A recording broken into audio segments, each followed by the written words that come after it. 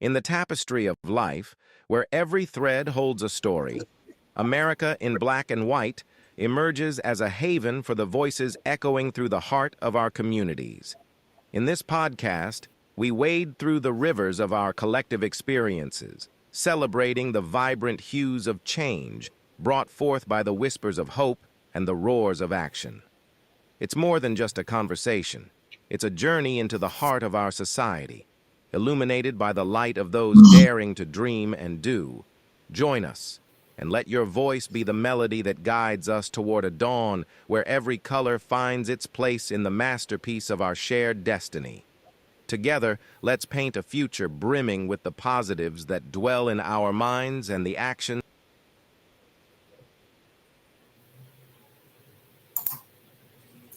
Good evening, ladies and gentlemen, and welcome to another episode of America in Black and White, where coloring conversations on America's canvas is what we do.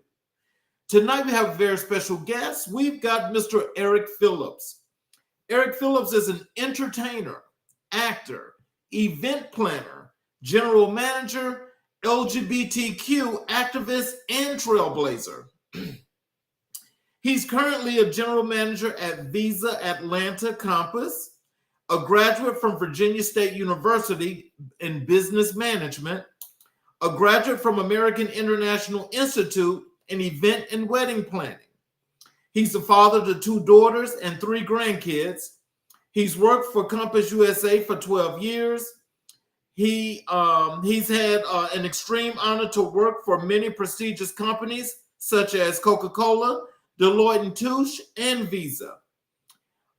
He's planned over 50 weddings in all parts of the U.S., over 30 years experience in hospitality.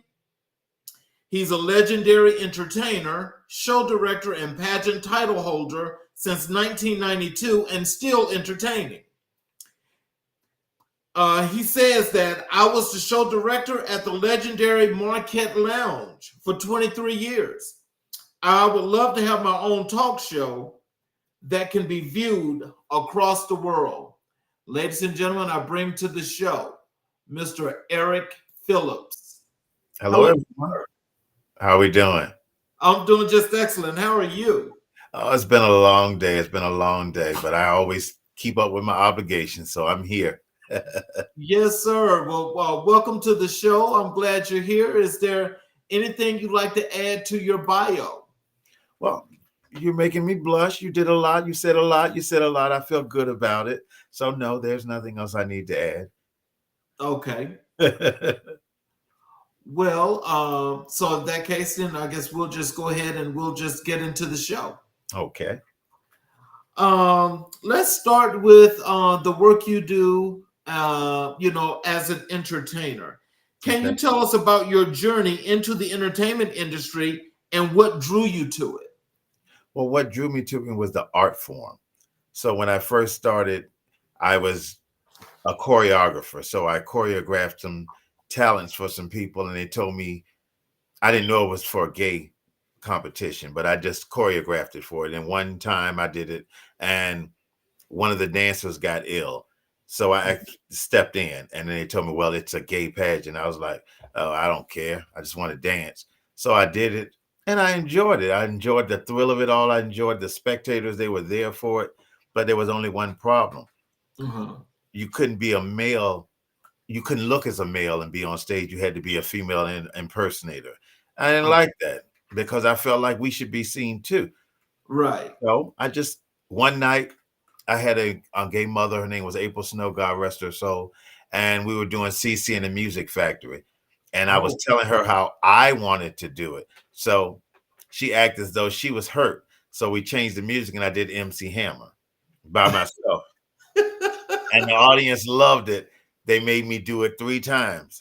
MC Hammer. If anyone knows anything about MC Hammer 3 times, you're dead almost. But I did it just because of the thrill and the adrenaline. So I did it. And then I got more into the pageantry of it. So we started, I'm up north in Virginia, DC area where they didn't have male entertainers. So I wanted to have that. I wanted to be a pageant boy. So we got it started up there. And then I started doing it. I started winning. And I was like, it has to be bigger than this. It has to be bigger than this. So I came to Atlanta and I competed for Mr. Black Georgia. And hey, I won. And I All saw right the now. respect that the male entertainers were getting. And it was so many male entertainers that I was just enthralled by it. So I never went back. I stayed. I never went and got my furniture, my clothes, costumes, nothing. I just called my job and said I want to transfer to Atlanta. And I did. And that was in April the 13th, 1998. They had Oh, me. I wow. won that Sunday. I performed that Monday at Loretta's. I performed that Tuesday at Fusions. I performed that Wednesday at another club. I was like, oh my God, what life is this? I love it. So I'm still here. I've been competing and I've been victorious. I've lost quite a few, but I've won quite a few as well. Mhm. Well, now one thing is now here in Atlanta, you never hear much about the scene, especially that is of the pageant boys or male pageants. How did you hear about that? Well, I met some people that came to Virginia. They were from Atlanta. And they Okay. were like, you should come to Atlanta and compete. You're so good. You're so good. You should do this. So I came and it was amazing. I was like, I really have to work hard because they were really good. Uh-huh. And it was scary, but it was amazing. And I liked it. You can't be the best unless you compete against the best. Okay, there you So go. I stayed and I fought because I like to dance and I choreographed, that helped me a lot in pageantry. And then I was small and I Mhm. knew how they said cocky, but I said confident. So I knew how to speak, and I was a college graduate, so they had an interview, and I always excelled in interview and question and answer. So Mhm. it was natural to me. And so the stages my mother was an entertainer. My Mhm. grandfather tap danced with Bilbo Jangles. So entertainment was in my blood. Oh, wow. So, what has been your most memorable performance and why does it stand out to you? Huh. My most memorable performance. I have so many. So many. So many. I guess I was in Miami, Florida, and I was running for Mr. Miami Black Universe. And Mhm. I knew it was going to be issues because, you go to Florida, if you're not from there, you're not going to win. And so Mhm. I fought and I fought. I knew they said, oh my God, it's going to be a tie. Whoever wins the question is going to win. Mhm. And you asked me that question, I'm going to answer. So when they crowned me, it was the club went crazy and it was just chaos. I had to be escorted to the car by police. Wow, Yeah. get out of town. Yeah. So of course I didn't go back and give it up. I didn't give up the title. I said, oh no, no, no, no. I'm not putting my life in danger. I mean, I'm already a black gay man in America. My life is dangerous enough than to go give up some pageant. No, no, no, no. But I will never forget that moment. Oh, wow. So apparently, so the pageant scene is apparently a pretty big thing. Yeah, I mean, it's a big thing. It's just like America. It's who you know, how you know, but I've never been like who you know. I've been like, you're going to grade me on what I do, what I present, and what I perform as, not on who I speak to. I'm not going to kiss your butt. You walk in the room, my grandmother told me the person who walks in the room needs to say hello to everyone. I'm not going to run to you and go, oh, hi, how are you? That's never Right, been in me. That's never been my niche. right. Oh well, so what would you tell some of these younger kids that want to come up into the pageant scene or the entertainment field? What were some of the things? What are some advice you would give them as to getting ready to hit that stage and go to the next level? Study your craft. Study your craft. Make sure your garments are right. Make sure you know your music. Make sure you are 100%. Don't worry about this person telling you this person telling you this, because those same people telling you this and telling you that, oh, you turned it. You were great. As soon as you turn your back, they're going to tell, oh, he was a hot mess. He didn't do this. So you have to be confident in what you're doing and just study the craft. Don't just jump on stage because somebody gave you an outfit to put on and you don't even Right, know the song correctly, because you're right. only as good as your last performance. Oh wow. Okay. How do you choose the projects you want to be involved in as an entertainer? Well, it's just like music. I do what I feel. Because it's the hottest song on the radio does not mean it's for me. Because this talent won for someone, it may not win for me. I do what's true to Eric and what I like. Mm-hmm. Because if you project that on stage and it's infectious, if you're doing it and it's in your heart, then that judge will get it too. So let me ask you: do you have a particular or a favorite music artist or performer? I do. I do. I have a few. My favorites would be R. Kelly, Usher, and Jamie Oh, Foxx. oh wow! So I mean, Locally talented, entertaining, and they mhm, give you. I even love Cisco because he gives you when you do his songs, you got to know your us, your us, your huh. You got to know it all. And if you mhm. don't, they're gonna call you, especially in Atlanta. Atlanta is known for one thing. A lot uh, of people move here, a lot uh, of people don't make it here. But I've been here from since 1998 and I've made it here. And that's because I'm true to me and true to what I do. mm. So do you craft your entertaining career behind these people, or take some things that they do and put it into your forte? Absolutely. I mean, Usher, I can watch him from beginning to end, and I like the musicality. I like the fluidity of it. I like Mhm, how he thinks outside of the box, and it makes you think of certain parts of the song because he brings a certain element to that song, and that mhm. intrigues me. Oh So I wow! I So can take a slow song and still have dancers in the background. They can have on evening gowns, but we're still doing something like I did in 2001. I did Drew Hill Beauty for Talent. I had 8 dancers in the back. They were tuxedos and gowns, but we still you would have thought it was Bridgerton because oh, it went okay. with the music and it was beautiful at the same time. Oh wow. Okay. So that kind of like sounds like, you remember the "These Are the Times" video that Drew Hill did? Yes, yes, Like that, right? yes. Okay. But Wow. I got so deep into it, I wanted them to have elegant gowns that flowed. I wanted soft colors to keep the mood. So we did baby blue and white because it blew with the wind. I had the floor with the dry ice so it could set the fog on the floor. You set the whole mood. Oh wow.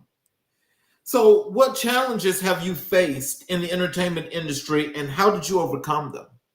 Well, I overcome them. Well, a lot of challenges. Like you may be a judge and you want someone else in the pageant to win. And Mhm. it's okay if it's their turn. I'm never one to sit here after a pageant or competition's over and argue and want to fight. And for that's not in my Dana Mhm. DNA. Medea says Dana. It's not in my Dana. If you didn't, that means you didn't want me, and it meant it wasn't for me. That means there was Right. something in that would have probably been incorrect for me and you to be together anyway. So I take Uh-huh. it, I move on, and I keep going. But I don't come back and continuously run 5 and 6 years. Now, sometimes there may be some flaws I might have had. So I will go back again and win. Mhm.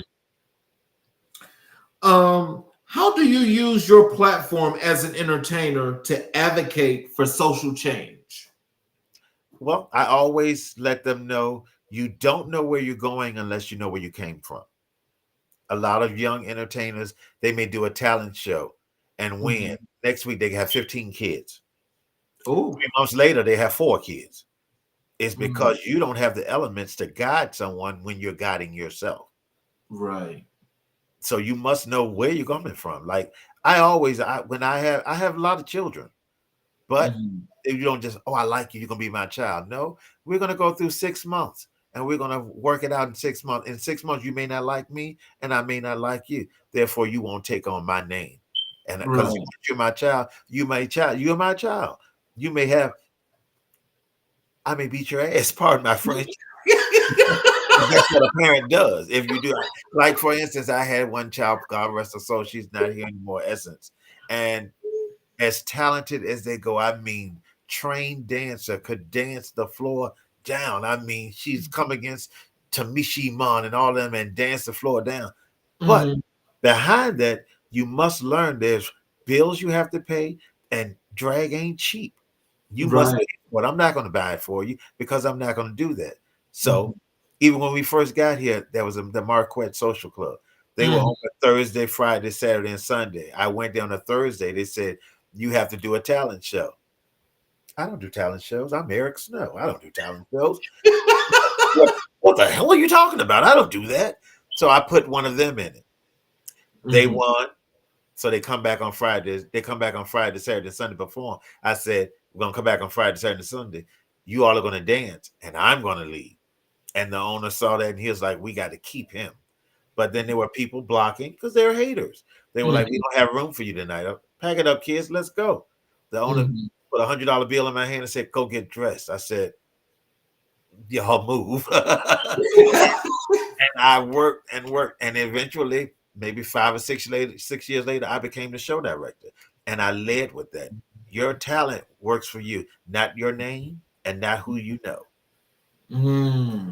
You know, I think that's interesting because, you know, I think also one thing when we talk about the LGBTQ community, I think, you know, as you mentioned, having your children and, you know, taking on your name and so forth, I don't think a lot of people understand the closeness and the camaraderie of what it is to be in that family. Can you explain that dynamic to our audience? Yes. I mean, I look at it. I may be different, but I look at it as family. We're not sexually involved. I'm your father. So when I talk to you, you talk back to me with respect. I get it. You're grown. I'm going to treat you as though you're grown if you're acting like a grown up. But if you act like a child, I'm going to treat you like a child. So if you're like I was talking about Miss Essence, God rest her soul, I was like, you're going to get a job. So she told me she had a job. And I said, okay.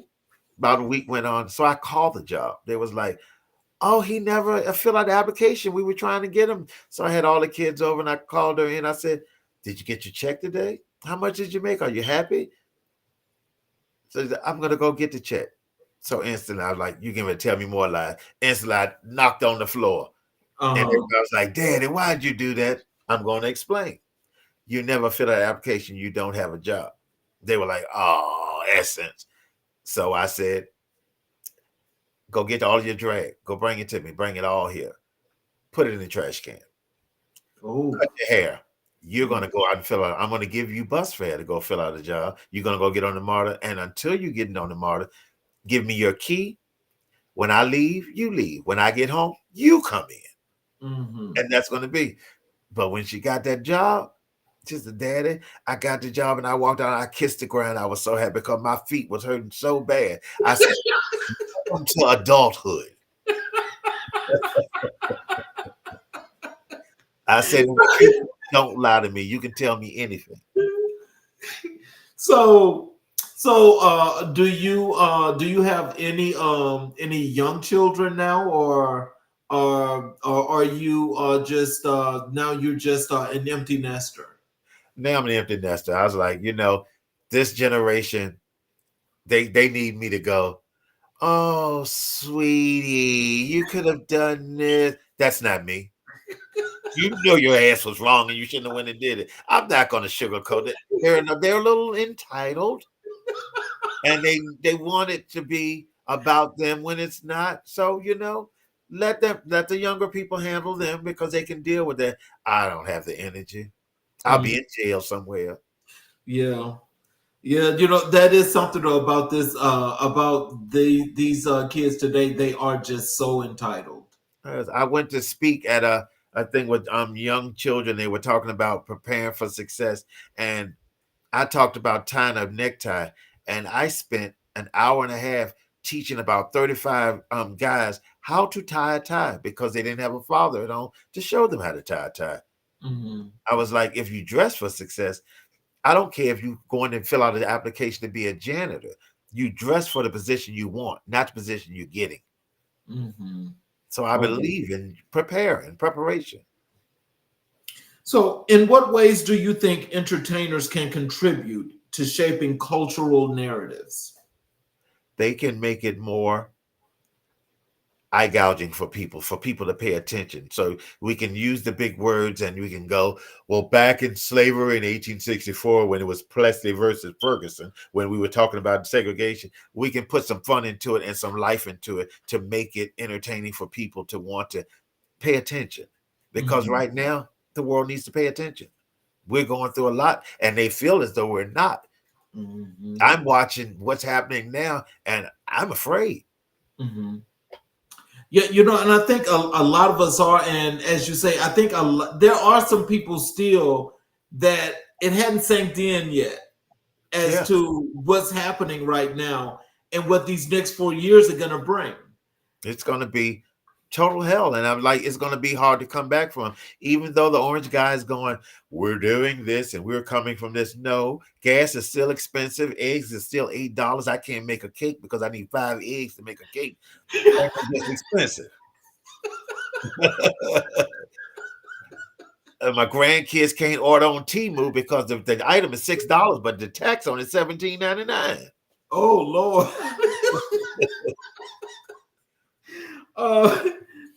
Can you discuss a specific moment where you felt your work as an entertainer made a significant impact? Well, yes, and that was being the show director at the Marquette, because I wanted to bring the lesbian side into it, and so they had their female entertainers and they had their male impersonators. They had their studs, and they would come in, and they had the idea that it was all about doing a hot rap song that everybody know. And I was like, there's still an artistry to it. So when they would come and sign my list, and I would look and I would go, young lady, where are your fingernails? Where are your stockings? Where are your eyelashes? I don't need that. I'm a real girl. I said, then look like a real woman. I'll see you next week.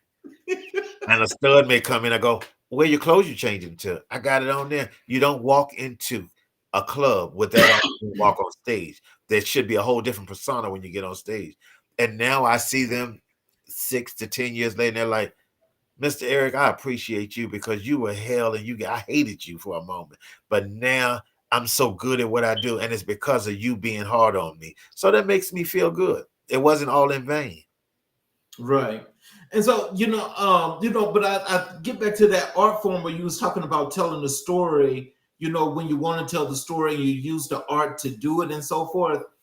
I mean, like, how many creatives or creative people have you actually worked with, that had some skin in the game where it didn't take you a lot to get them to understand the concept that you wanted to convey?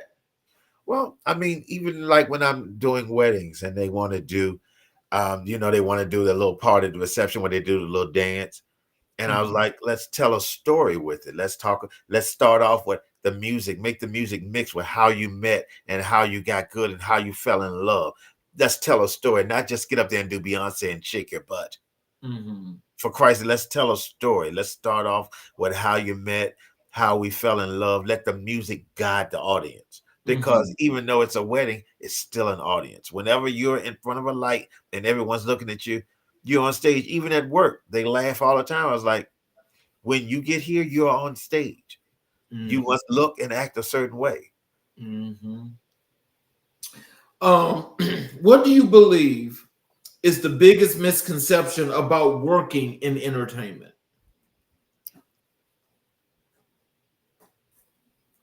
That it's all about sex and drugs. It's not. You may have those that do that, but then there are people who actually enjoy the entertainment and the art form. Now, I've met people that I've known for years that are really into the art form, like, for instance, Miss Naisha Dupree. Wonderful entertainer. People say, oh, she's mean. She's not mean. She's true to what she do. Raquel Lord, the consummate professional, always professional. When she goes from preparation to hidden stage, she is on point all the time. And I give her respect for that. I was like, this is not, best friends race. This is what entertainment. So you must act off stage as well as on stage, just like a competition. When they ask the questionnaire, what can you do on stage? They say, well, it's not all about being on stage. You must have the style, the elegance to be on stage and look great, but you must have the intelligence to walk off the stage and answer a question. So, are you still finding people that are still non-conforming and difficult to the shows? You know, whether it be drag shows or they pageants or whatever have you, where there's still like this stupidity in the mind that's very repressive. Absolutely. And you know what I do? What's that? Because right now I'll be 57 in August. You know what I tell them? What's Do you, that? sweetie? Do you, sweetie? Do you? I ain't got time. Tell it to somebody who got time to listen to that. I've given you my opinion, and you don't want to deal with it. Go ahead. Don Haywood, you said, have I ever thought? I did a ball maybe 20 years ago by mistake.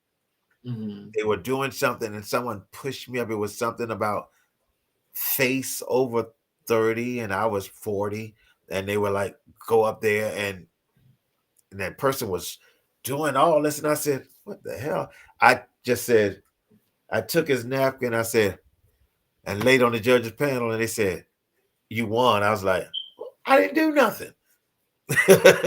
And it was fun, but it's not for me. It's not my thing. It's not my thing. Mm-hmm. Everyone has their thing. That's not my niche. So, how was your style or approach to entertainment evolved over the years? Well, in the beginning, I was a little more thirstier and eager to do this and do that to conform. Now I do what's great for Eric. Mm-hmm. And I don't mind saying, sorry, no, can't do that.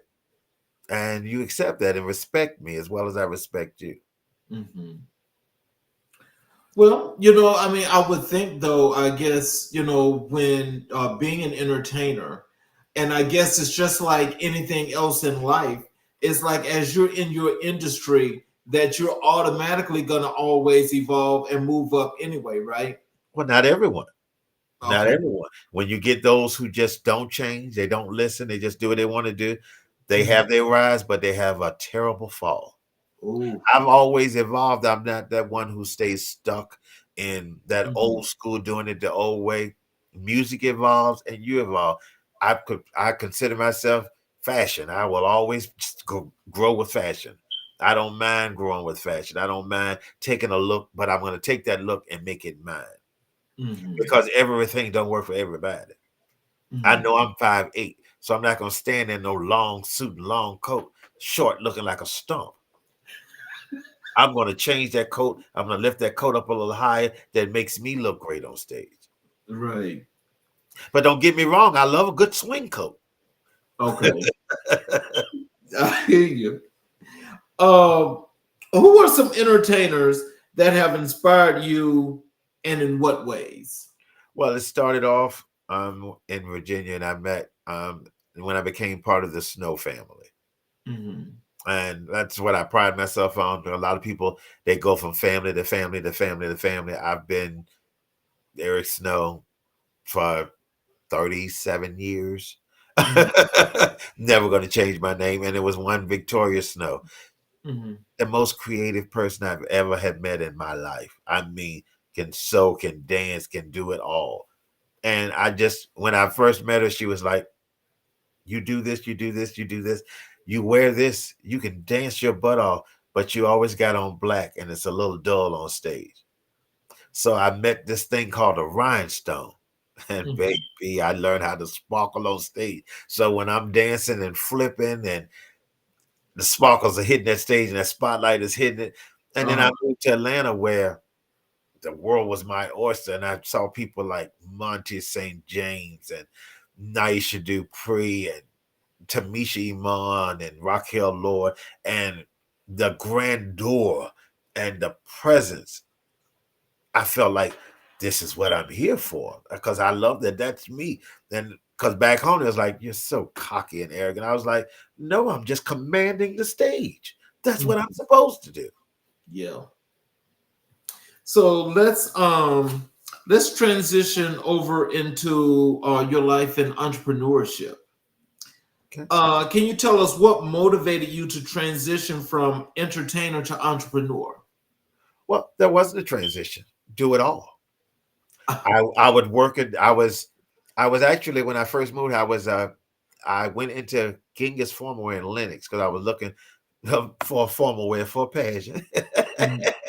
And I was in there, and there was this lady in there, and her and the man were looking at tuxedos, and they were putting them out, and I was looking at her going, child, that's a mess. But I didn't say it. So I said, ma'am, do you mind if I help you with something? And I put this out, and I threw this down, and I threw this down. I was putting it on the floor, and it was on. She was like, oh my God, would you like to help me? I'm with my daughter's wedding. I was like, sure, I don't mind. And she gave me information. But in that time, the manager came over and asked, would I mind being a consultant and working? So I quit and came over there and I started working. And next thing I know, I became a regional manager. Oh, wow. That lady that I met come out to find her. Her name was Evelyn Braxton. Oh, stop the madness. So I didn't know. So I was like, let me help, and I can help with the gentleman. So I didn't handle the bride that much, but I handled the gentleman. I handled their makeup. I handled their tailoring of their clothes. And I was doing the weddings. And then I enjoyed it so much. I was at Genghis, and I made it part of what I do there. So it was my outside gig. So I met Ryan Cameron. He was a radio announcer. I did the same thing for him. He had Jermaine Dupri, Big Boy, all them in his wedding. I went over there with them because Jermaine Dupri pants, they were just much too long. I said, oh, wow. Baby, I'm not gonna be able to do these right here. I'm gonna have to bring these over there and do these on because we're gonna have to buy these pants because there's no rental I can hook up this bag because they're gonna be up to your knees. So I went over there and I met them and I hung out and it was fun. And Dre from Outkast, his mom got married. I helped her. Sugar Ray Leonard's wife, ex-wife Juanita, she got married to the bishop. I ended up doing that. And then Genghis all of a sudden sold their business.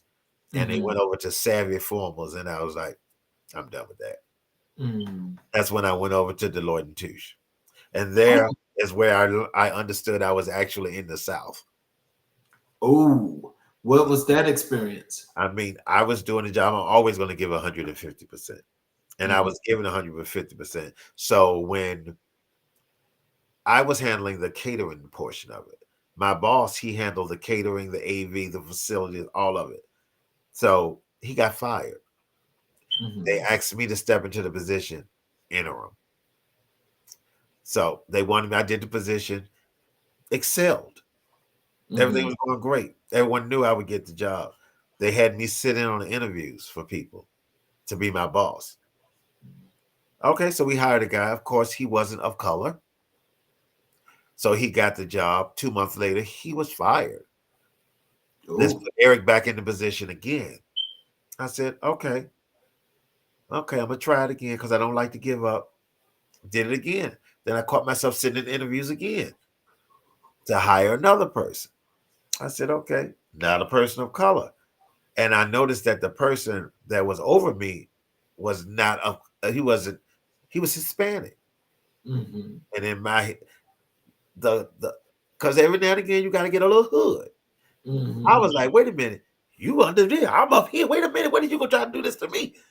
So I said, you know what? Then a friend of mine from the New York office came down. He said, I'm just going to tell you, brother, they're never going to hire you because you're black.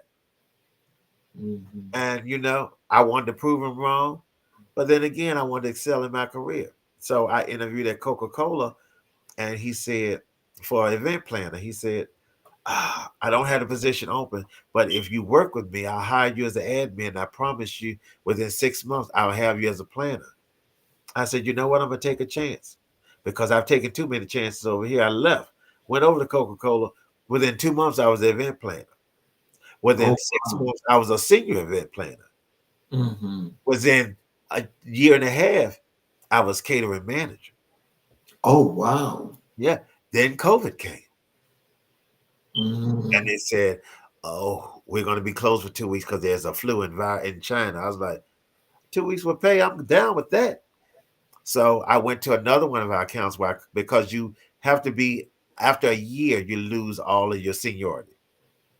So I'm African American. So I knew June the 30th, I would lose it, which was 11 months away. I said, I'm gonna get this unemployment. I'm gonna chill and I'm gonna do this. And I sat home and ate and gained weight and just kept ordering stuff from Amazon. So right before my seniority was lost, I went to another account and I interviewed with them. And it was a very prestigious Buckhead assisted living account.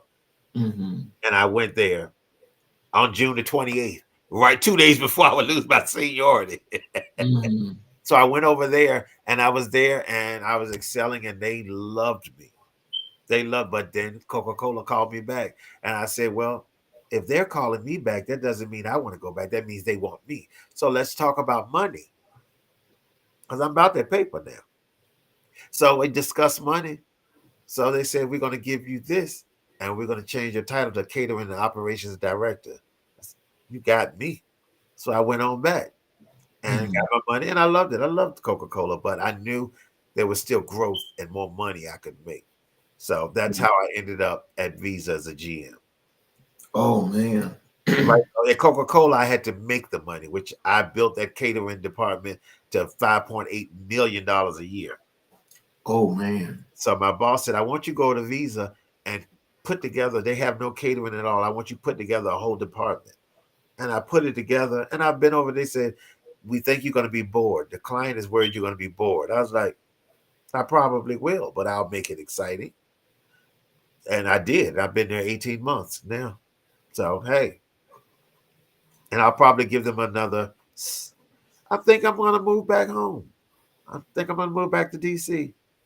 But really? I think it may be the end of 26, beginning of 27, right before I turn 60.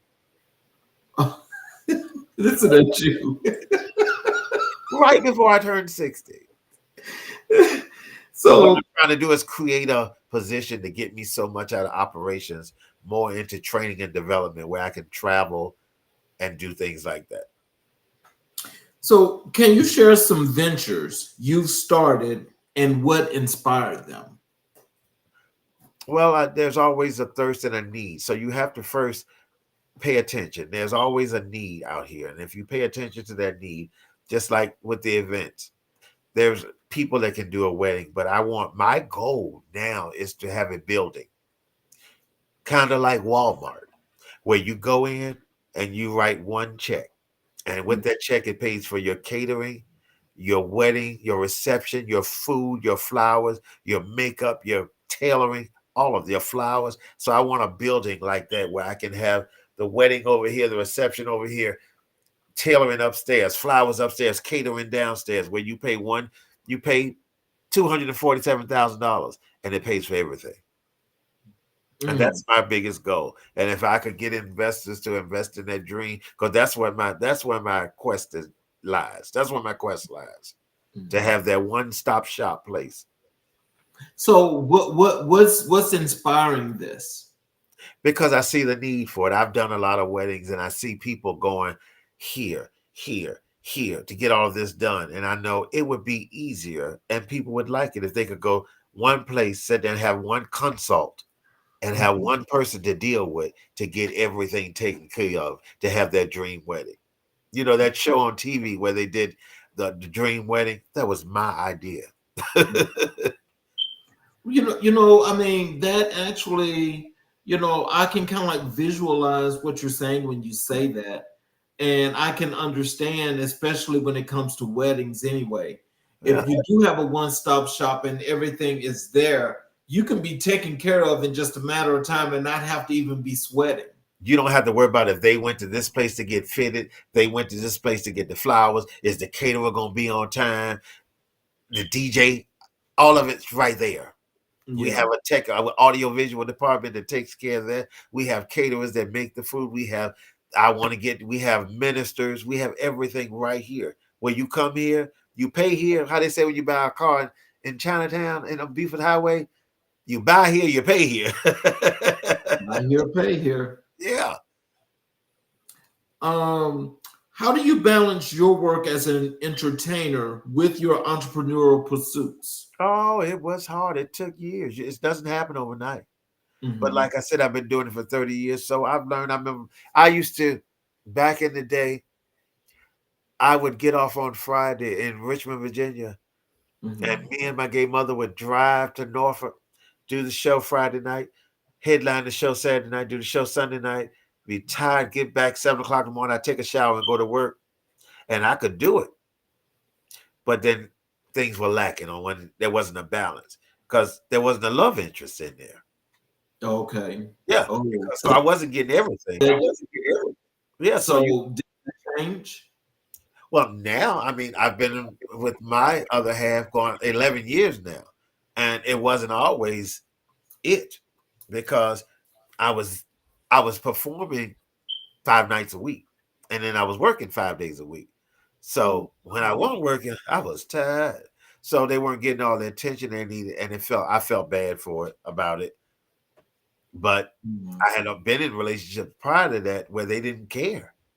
They didn't care. They didn't like the entertaining thing. They didn't care about it.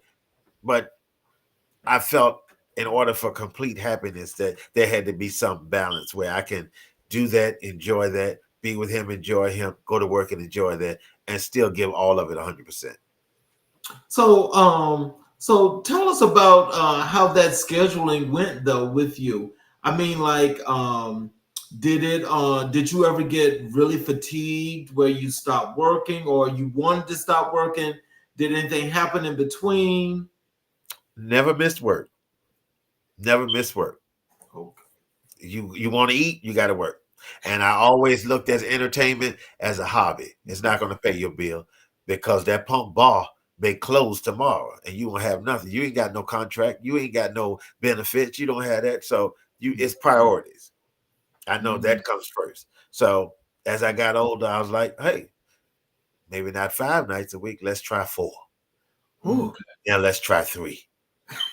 Now let's try 2. Now, whenever I want to. But I go to work every day.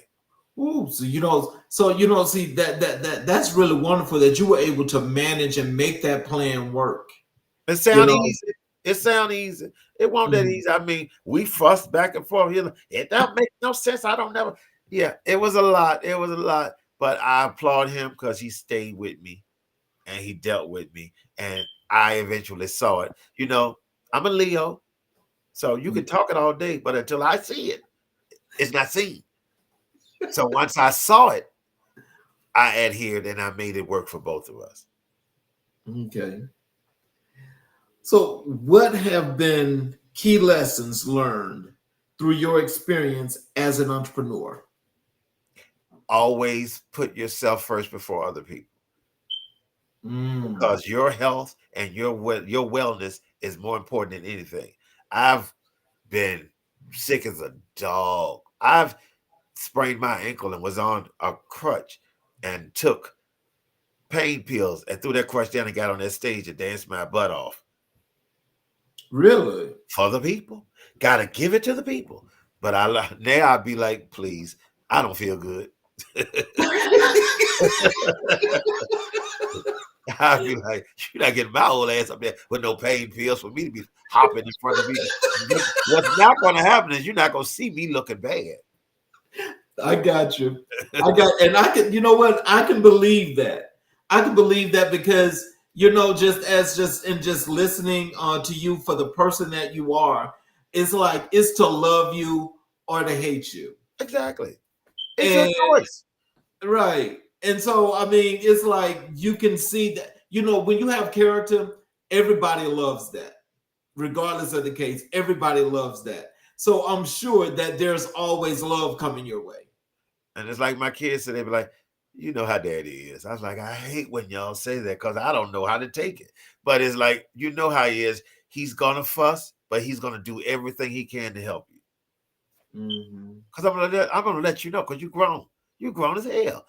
Right. This is what you could have did. Now I'm going to help you, but I'm going to fuss too, and you're going to listen. Right. How do you identify opportunities within the marketplace that align with your passion? Well, now that I'm older, is it advantageous for me as well as it is for you? Or is it just benefiting you, having me get up there and do this and do that and pay this money to come here and do this, and you're doing nothing for me? That doesn't work. It's not cheap. Getting on the Mac makeup, things, tailored costumes, it's not cheap. And you want me to build your club up and you're doing nothing for me? It works both ways. We work together to make a greater cause. Right. What role does creativity play in your approach to business? Always. It plays a lot. It plays a lot. You have to be creative about it because you have to do. Everybody's doing. We just repeat. It's like Beyonce. Every time she do something, they say, "Oh, somebody do this, somebody do that." You take it to another level. You create something different, so you have a different effect on it. You can do the same thing and do it different.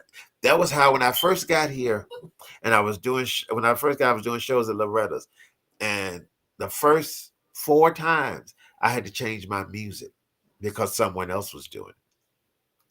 So I looked one night, it was Jesse Powell, you. And I looked at Lady Fabian, God rest her soul. I said, let him do it and let me do it. Let him go first.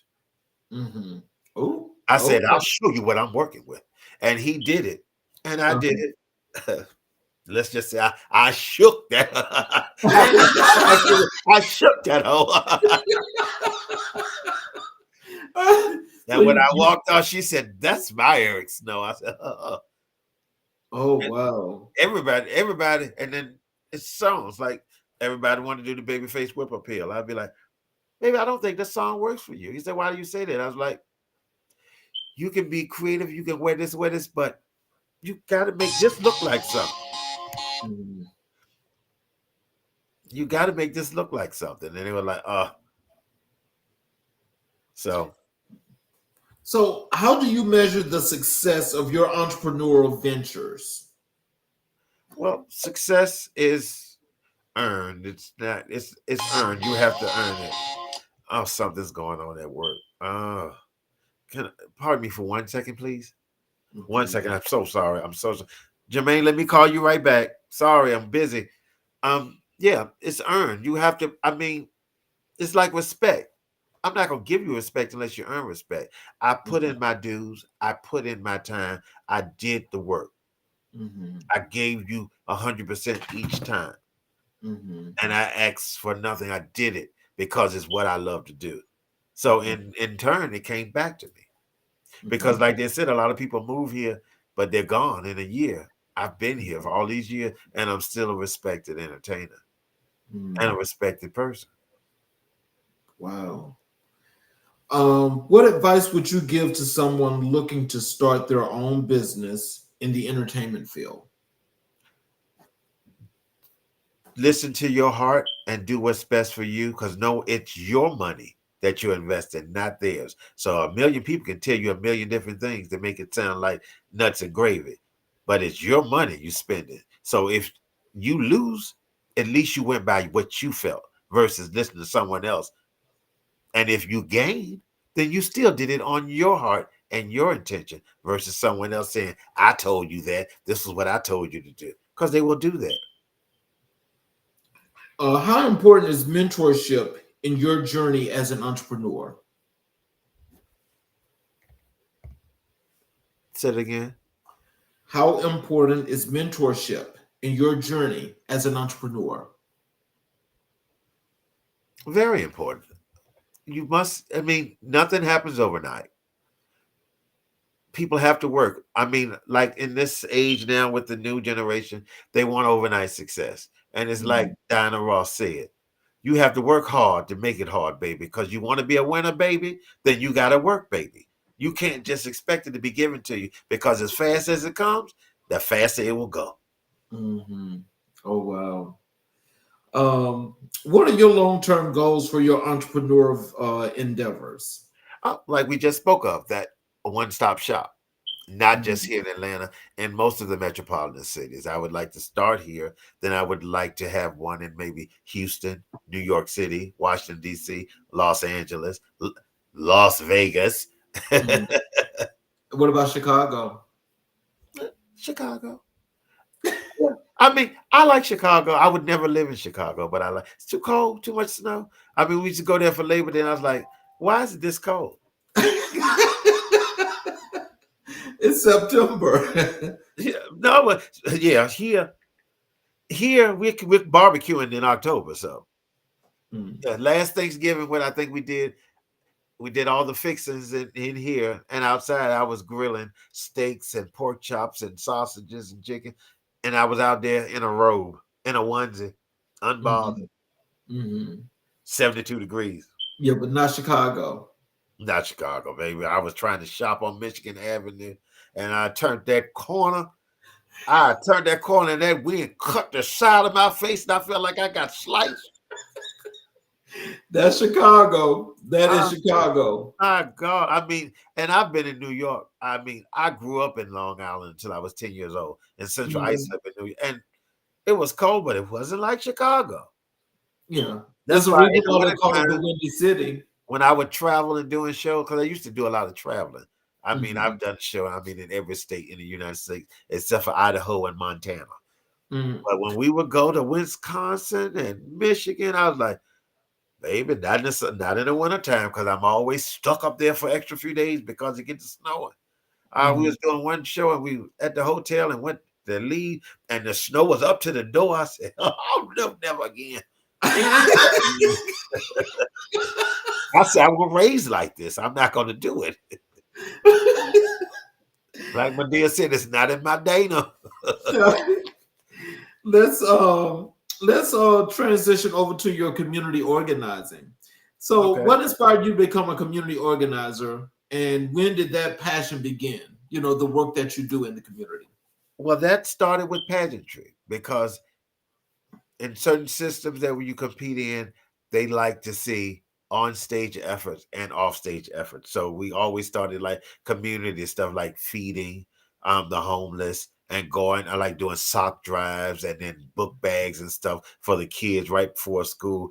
Then we put together doing like the barbers and stuff, doing their hair and stuff before school because I mean, you you can do a lot for yourself, but giving back to community, there's no better feeling. There's no greater feeling than when you give back and make someone happy. Mm. Let me ask you this before I move, a little bit further into the community organizing. Do you find there to be any difference in the Black community and the white community as to, the everyday carrying on, as to, the community in general, how people interact and the things that they do? Do you find any differences there? I mean, as in the whites, they have more support. Mhm. Sometimes they can go right on the main street and hand out food and give out clothes. With blacks, we have to go to the back streets and the side streets and still have problems. And then I love my people, but Mhm. sometimes we're hell, Mhm. and the unity is a problem sometimes. Mhm. Black and gay, to get them to stand together sometimes is our biggest saboteur. Mm. You know, I wanted to ask that earlier, and it just came to me now. But just as you just answered that question, because that is like really, how we like to do things here on this platform. It's about the unification and bringing everybody together. Why do you think that's going to be so difficult? One, we're individuals, some of it entitled, and Hmm. some, pardon my French, just don't give a damn. They're self-centered and they don't have any thought. They don't care about the next human. Hmm. And if we can just, and it doesn't have to be in the church. I mean, God is everywhere. So Yes. you don't have to go to church to get it. Because some people go to church and they're ostracized and it makes them not like the church. And I always tell them, you don't have to like the church, but you still love the Lord. Hmm. Because that's something we all got in common, whether we like it or not. Hmm. So to get that unity, I mean, it's a lot of work. It's just like we're working in these 4 years to deal with this orange man. We have to work harder to get this unity together. And we've come a long way. We've made a lot of strides, but we have a long way to go. So, what about stigma? Does stigma have anything to do with that? Yes.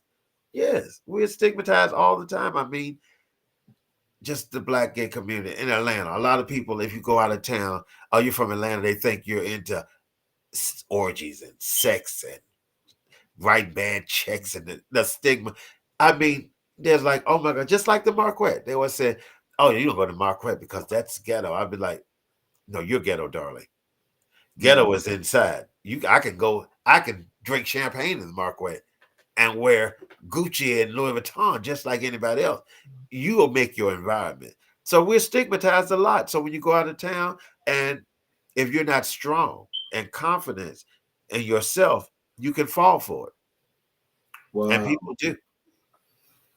You know, that's interesting, and I'm actually I'm not going to say that I'm struggling with that, but it's one of those things that I'm trying to actually find a way to weave those things together to make it a little bit easier, because you know, especially now with these next 4 years coming, as you're talking about the Orange Man, you know, we're going to have to do things unified regardless of the case, and I think we're going to have to try to do something to make things work. That's why I asked that question.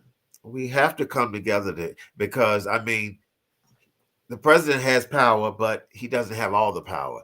If we stand together and fight, just like when the bus boycott, try that now.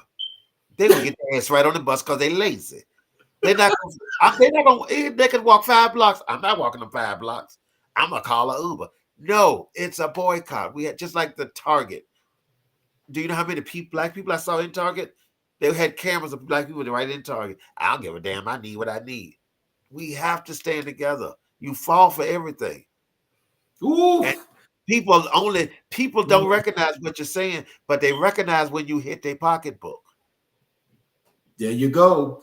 And I think a lot of us gonna be ready for a rude awakening, because that's coming. It's coming. It's coming, and they don't realize it's coming. I was like, you don't realize how fast it's coming. And right now, we are one of the most hated countries. Yes. So what you gonna do? You ain't gonna go run over there because they don't want you over there now. Right. They're trying to make Canada the 51st state. Are you kidding me? Ooh. How do you define the role of a community organizer in today's society? A community organizer, he or she has to be a person who is for the people and with the people. You can't talk at them, you have to talk to them. And that's the only way you're going to bring them all together. And you must be organized and attention to detail, because your precision and your fine tuning is what brings it all together. Regardless of whether we're all trying to get together, your precision and fine tuning is the pinnacle point of making it happen.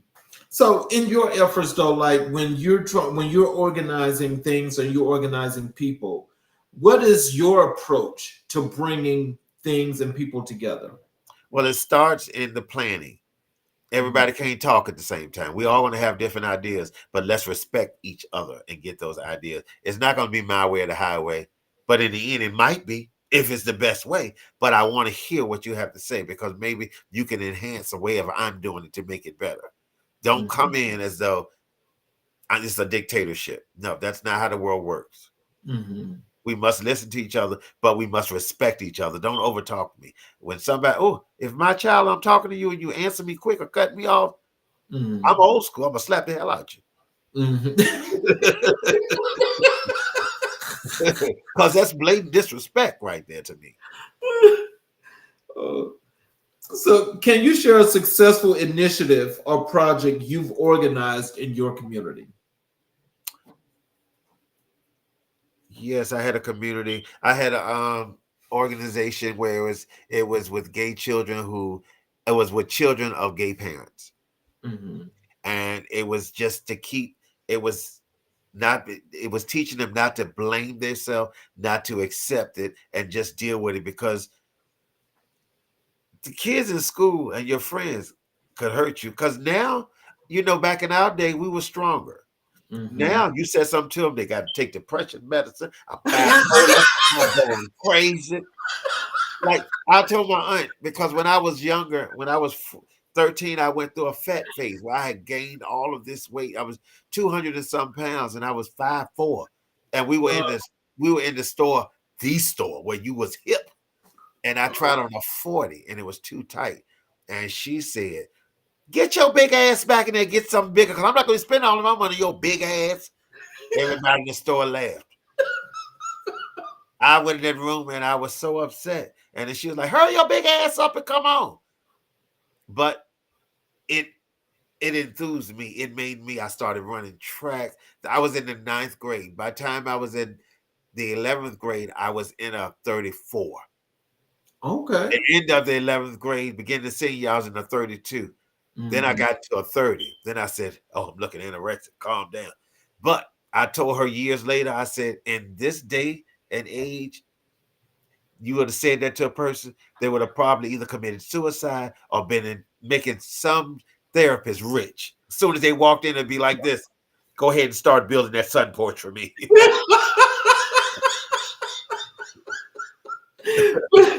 But what do you think has happened to our children today that's making them so weak like this? It's the upbringing. It's the You think upbringing.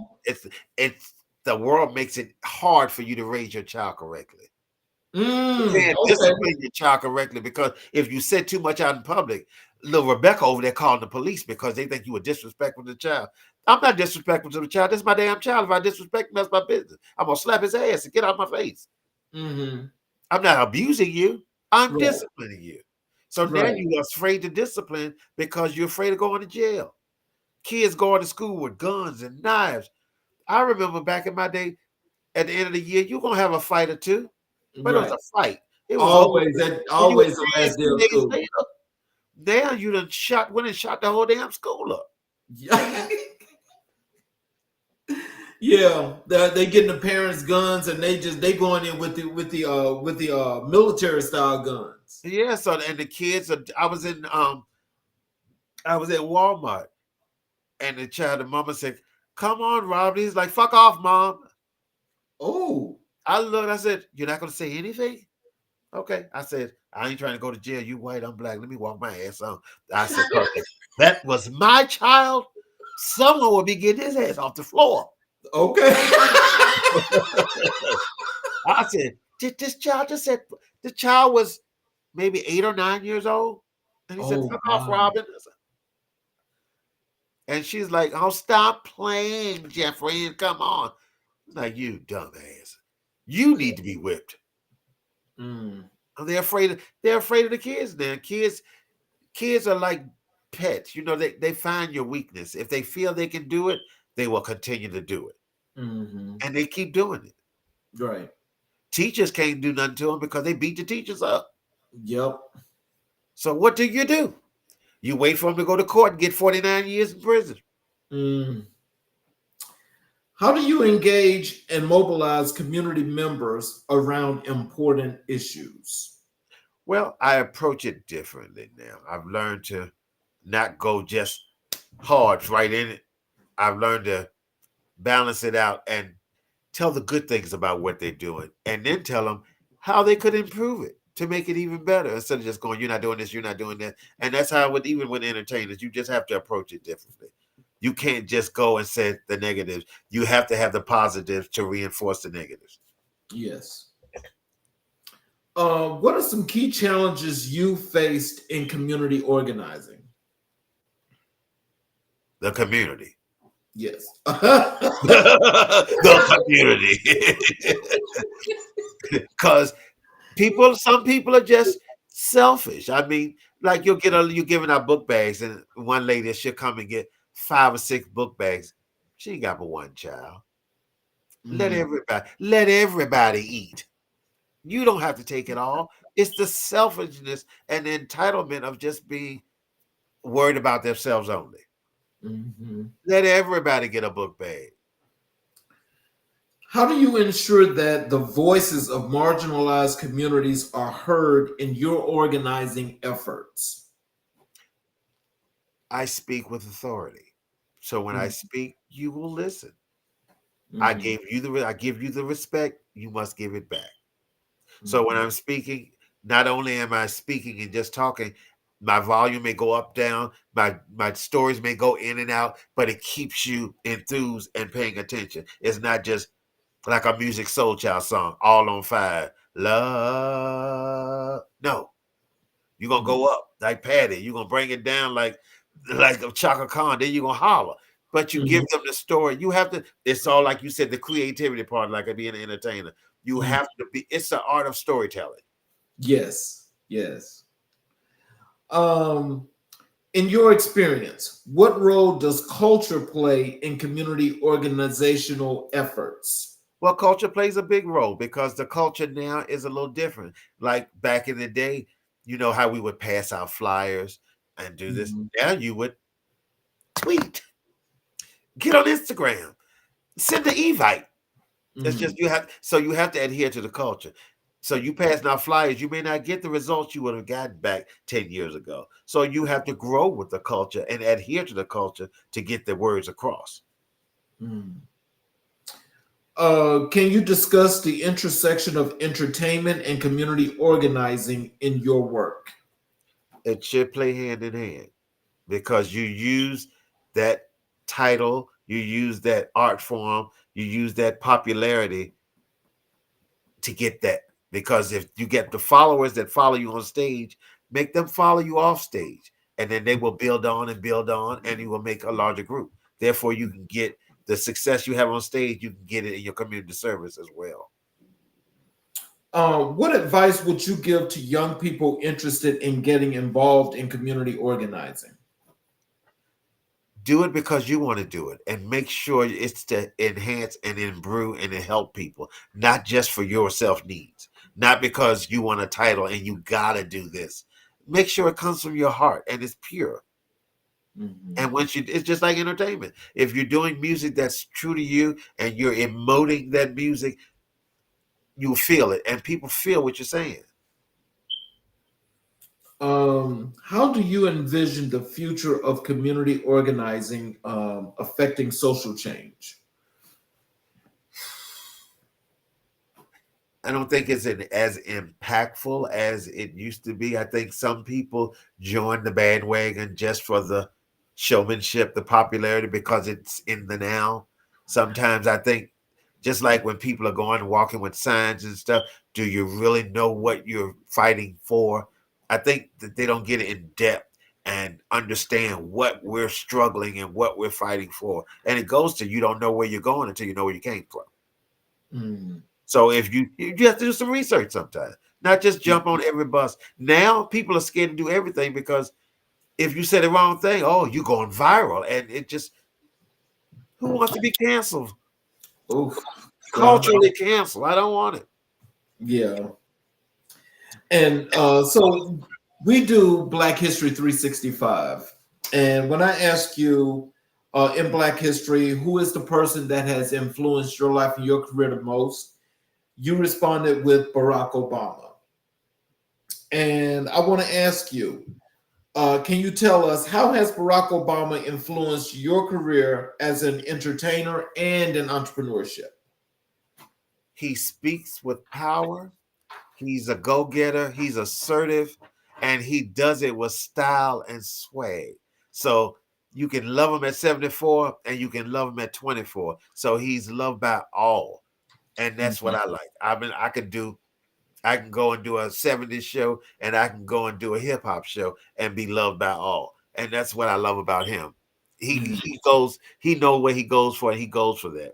And he's just strong about his convictions. And like I said, he beats swag. I mean, have you ever seen a president go on the basketball court and shoot a three-pointer like that? No. Yeah, he's the only Barack one. Obama. He was just at the game the other night, and they gave him a standing at the Clippers game. They gave him a standing ovation. Still to this day, he gets standing ovation because he wasn't a black president. He was a first black president, but he was a president for the people. Yeah. So, in what ways have Obama's policies or ideals resonated with you, with your work in community organizing? Well, it lets me know if at first you don't succeed, try again. It may not happen overnight, but you just have to put the work in to get it. What are you doing? You have to put the work in to get it taken care of. And he did that. I mean, they fought him the whole time.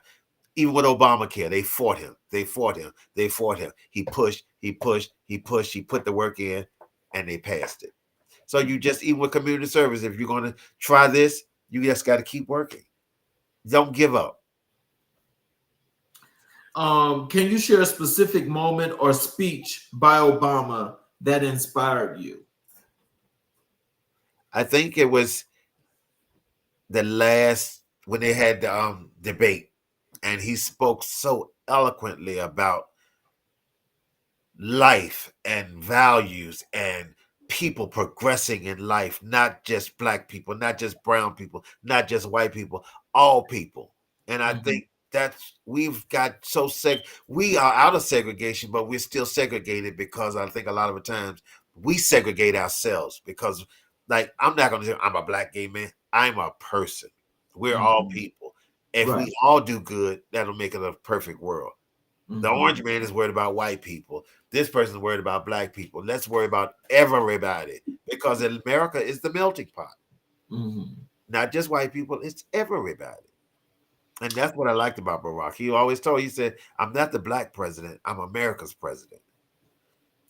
How do you perceive Obama's impact on Black history and the broader narrative of civil rights? Well, I think he kept the legacy going. We had all of our legacy. We had our Martin Luther Kings. We had our Joseph Lowrys. We had Joseph E. Boone. We had all of them. And he continued the steps going. Because I was talking to a man, he was 98 years old. He grew up in Mississippi. His family moved to Chicago. He's back in Mississippi. He was so happy to be alive and to see a black president. And it was just a good feeling to see a black president. But he wasn't just a president for black people. Like I said, he did good things for everybody. Gay people, the Latinos, he even did stuff for white people. I mean, you look at the SNAP program. 68% of the SNAP program is white people getting food stamps. But he made it so everybody would get their food stamps. And he taking care of people, not just black people. But he did look out for us. What lessons from Obama's presidency do you apply in your personal and professional life? Well, to be assertive. If you feel strongly about it, don't give up about it. You talk about it, you get it across, and you make them believe what you believe. He made me believe that he was going to win. Just like he said, if Donald Trump says he's going to be able to run again and again, Barack Obama said he'll run again then. And they may not put Kamala in there, but they'll put Barack back in there because they know he did good for all people. How do you see Obama's legacy shaping the next generation of black leaders and entertainers?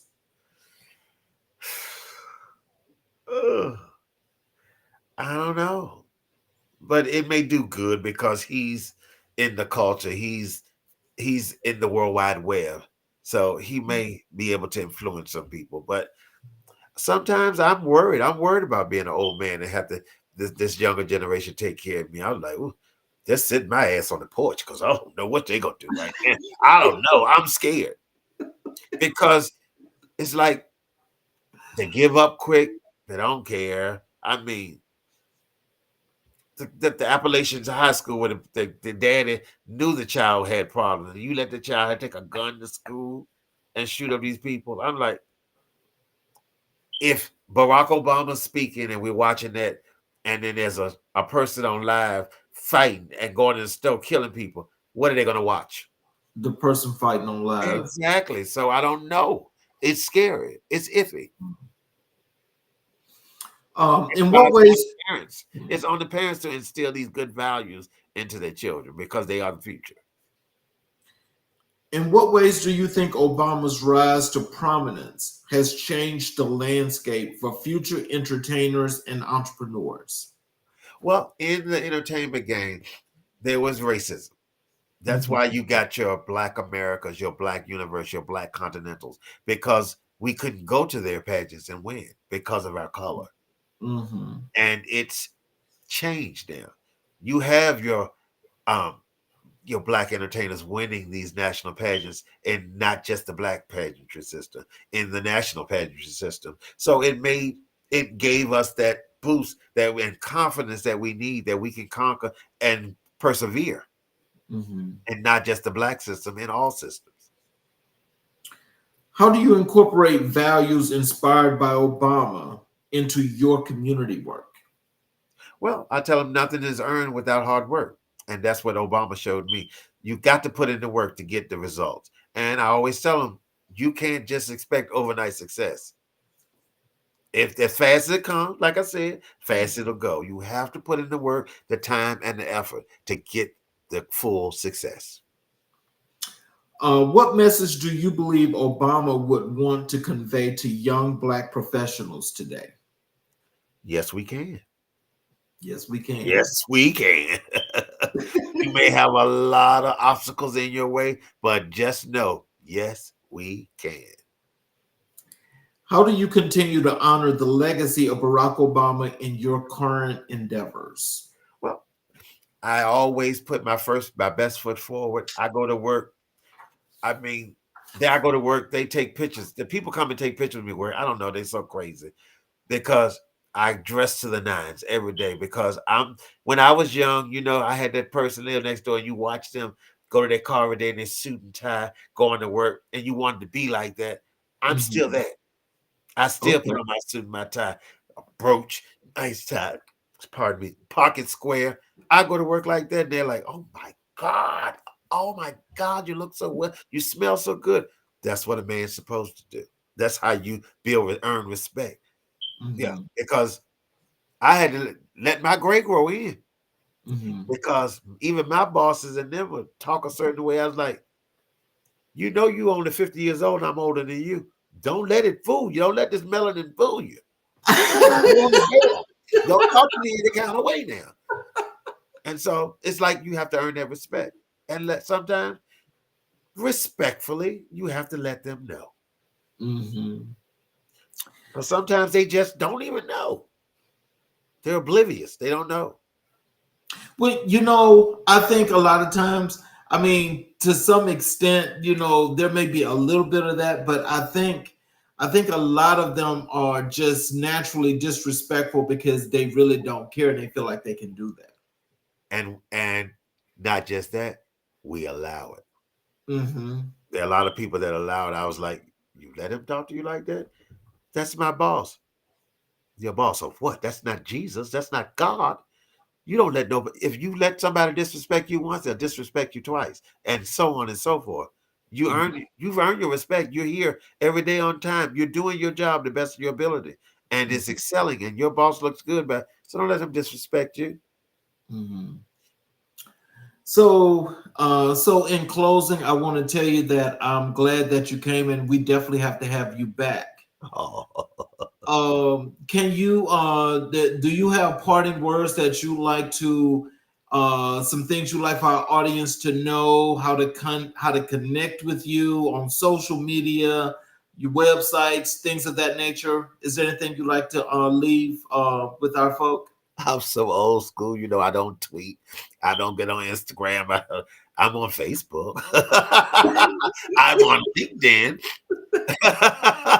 But yeah, people always like, oh, what's your Insta? I said, Insta what?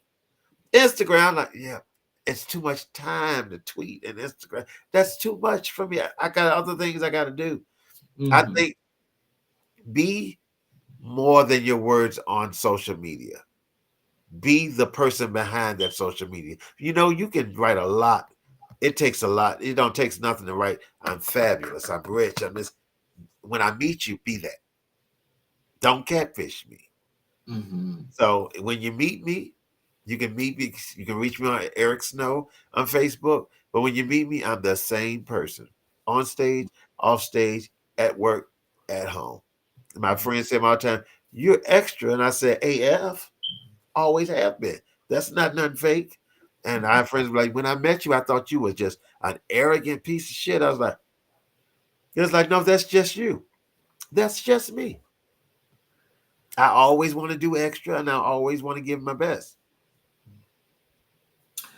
Well, I want to thank you for being here because it's truly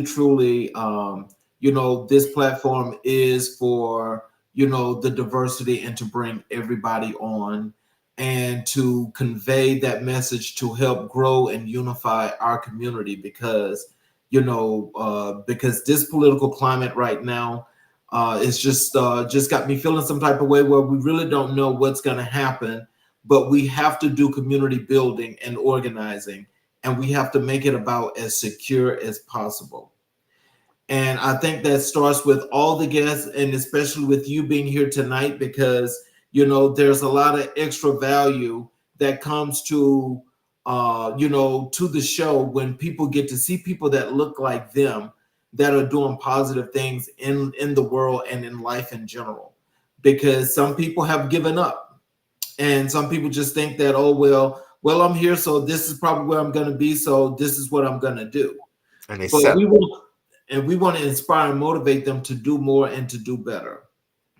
And I want to say that Don Haywood, I've enjoyed his questions. He said, do I suggest that young performers join a house?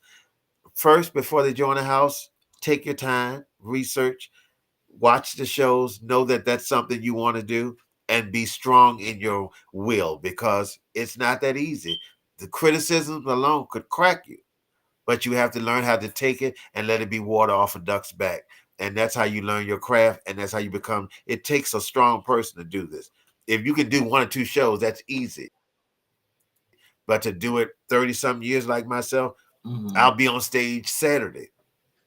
The same old Eric, live and large and in charge. That's just what I do. And there's another question. It says, have you here's another question here. Have you thought about doing a ball here in Atlanta? Yeah, that's when I told him I did a ball here in Atlanta today. Absolutely not. I remember back in the ball, I was at a ball in New York about 20 years ago, and I saw this, now they call them transgender. I got to be politically correct. It was transgender. And she won, and she was giving it, and she was pretty. And I saw a person go like this, razor blade, slit her face. Yeah. No. So would I do a ball today? No. What do I do? What am I do? Face over face? Citizen realness?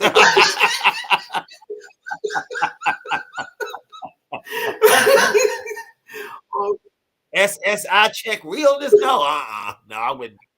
It's for those who love it. I applaud them, and for all the effort they put into it. You have your Giselle, Barbie Royales, who's doing it and doing great things for the art form. That's just not my thing. Never has been. There's another question there. It says, says he's enjoying listening to you. Do you suggest for these young performing artists join a house to? Oh, I think you already said that one. Yeah, you pick your family. Don't let them pick you, because they'll pick you just because you may have some. I've seen a person pick a person just to be that flunky and pick their money up off the stage and carry their. I don't mind carrying my clothes because I spent thousands of dollars on it. I don't mind picking my money up off the stage because I'm gonna spend it. So I don't need a child for that. If I get a person under my wing, it's to teach them, make them grow, make them a strong entertainer for longevity, not just to win one talent show, not just to be an entertainer, how to be a grown-up. Well, I definitely thank you again, and I tell you, it's been great having you on the show, and this is definitely a delight. But we got to have you back. Will you come back? Absolutely. And I have some new stuff to talk about. Yes, sir. Most definitely. So for those of you that are watching on the YouTube channel, if you have not yet subscribed, please do us the honor and helping us out by subscribing and getting the notifications for the shows, and get all the shows as they go live. You can go back and watch all the pre-recorded shows, and you can learn all the things and values that we try to put out here at America in Black and White. Because again, it's all about building these communities, and we want people to be unified, but we want us to be strong as one. Because until we become strong as one unit, we're going to be a piece of you know what as we're divided. So Speak So on. we have to keep growing, and we have to keep doing good things. And we have to learn from people like Eric here, because Eric has just proven that when you want something, you can get it. But when you put in the work, is when you see the value.